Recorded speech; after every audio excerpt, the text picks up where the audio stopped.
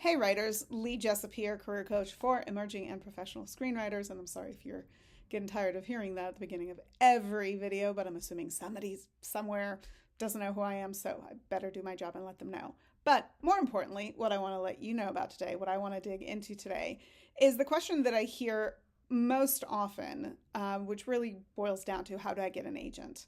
Right? Agents were really on the forefront of talent discovery and selling scripts back in the day when a lot of screenplays written on speculatively, were sold. That landscape has changed since then, and because of that, the representation landscape has changed as well, and it's important to stay abreast of that because you want all of your efforts to have the possibility of amounting into something productive for you, right? Everything takes time, effort, and we want to put effort towards those things that will pay off in the best way, that will produce the best results. Well, today and where we are, and this is being recorded in May of 2024, even though I've been at this, what I'm going to talk to you about, kind of the stance for well over a decade now. Today it really is all about a manager first, right? Today it's all about a manager that will have more bandwidth to help you develop for the professional space, that will help you ultimately get out there in time, will help you meet your representation on the agency side when you have the right material. So for most writers, unless you already have some industry credits, an agent is not going to be viable until you are further along in your career. Because managers are in the outgoing call business, they are there to develop your material, but then also introduce you to the town, build you a fan base. They are going to have more resources of their own that are going to be dedicated to getting you to a place where you become agency viable.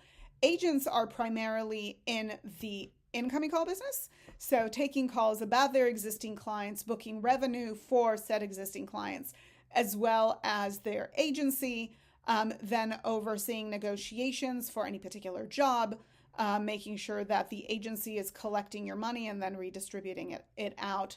So traditionally, what we're seeing today and what we've seen for some time is that agents don't tend to get involved until the writer is further along in their career. And by further along, what I'm talking about is usually having staffed on a TV show if you're on a TV path, having gotten some heat on the screenwriting side, whether it's making onto the blacklist, the list, not the website, or placing in a fellowship, being named to a big fellowship or to a big program, kind of signaling that you're right there on the cusp.